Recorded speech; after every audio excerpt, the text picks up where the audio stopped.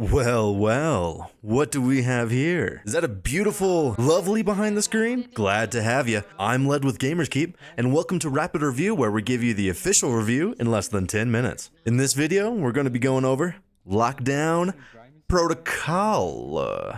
I have some initial thoughts, some good, some not so good. And what we have ourselves to here today is a newer, revamped version, first-person version of the good old classic Among Us. We take a group of friends or strangers into this beautiful spaceship, and we gotta walk around and do tasks for who the hell knows why. But that's okay, because we're gonna do it anyways. Because you don't ask anything, we just do.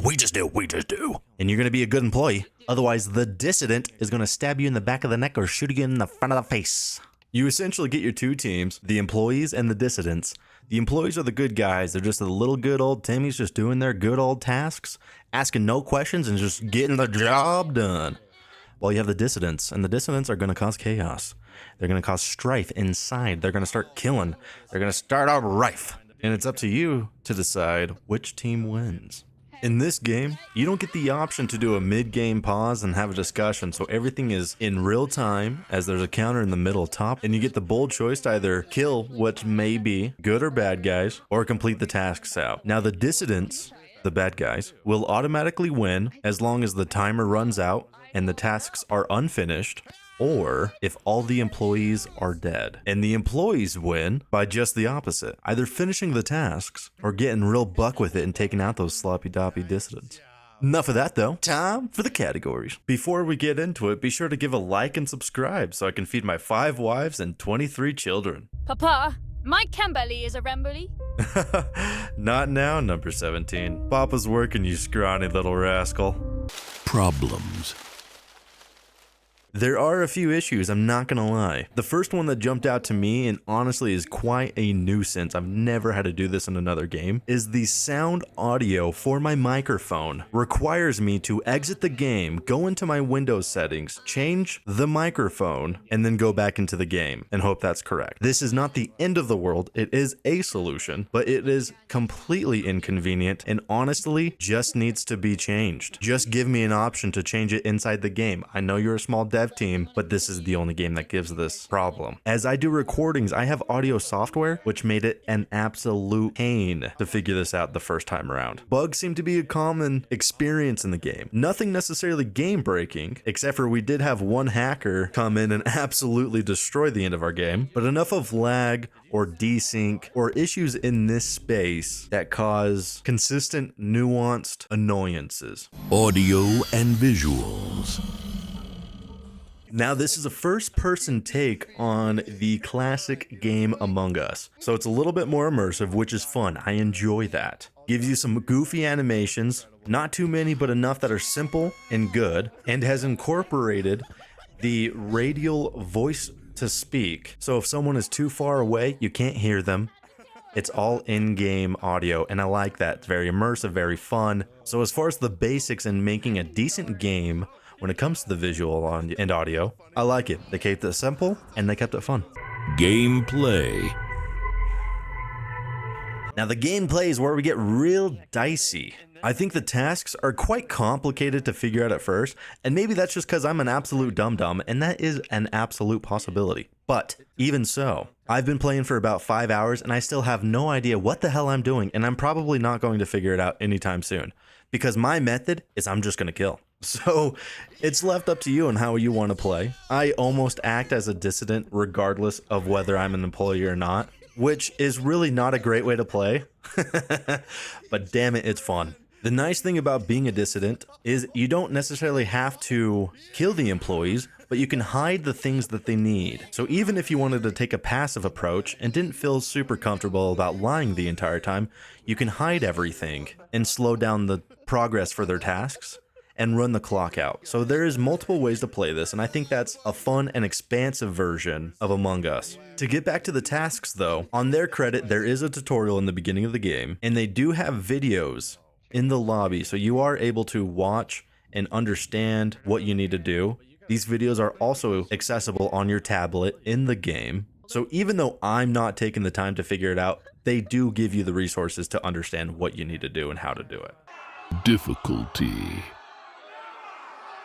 The nice thing here is you can go absolutely custom with how many good guys, how many bad guys, how many tasks, and adjust the difficulty to suit your needs for the group. I would say the most difficult thing here is to figure out the tasks. As a dissident, it's not too hard. You find a knife, you find a screwdriver, and you just get whacking, sonny. But those tasks, I ain't got time to figure that shit out, man. Game length and replay value.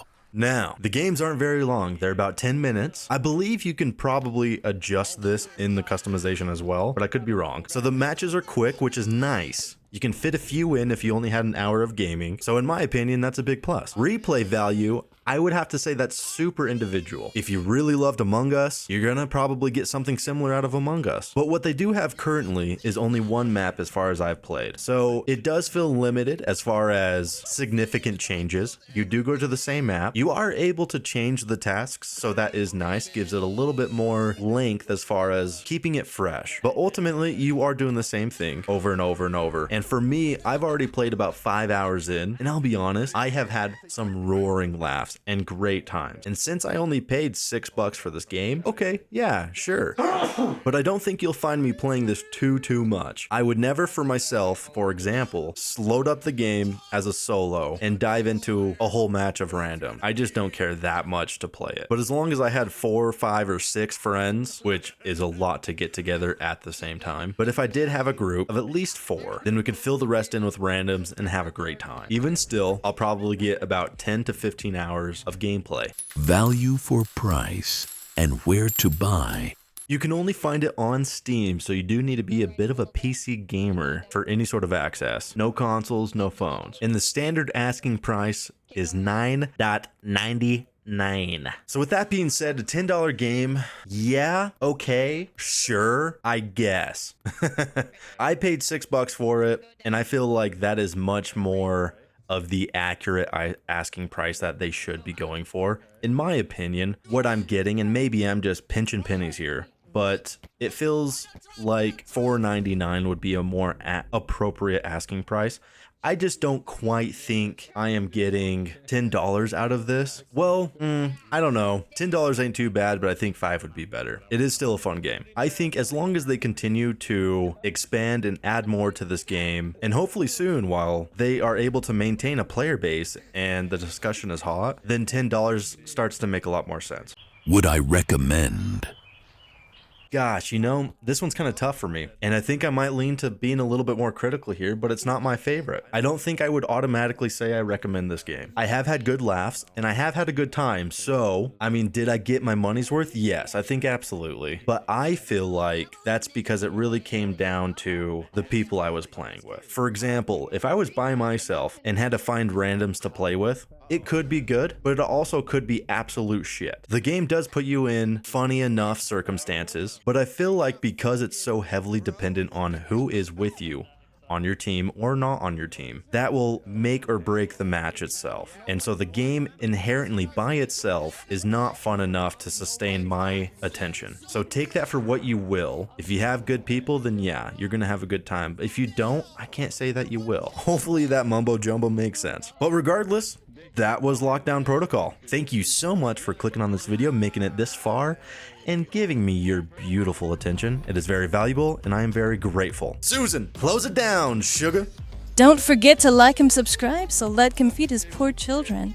We are building an incredible website at gamerskeep.com, which will be coming out soon, so get ready to be a part of a good time. We will see you beauties in the next video.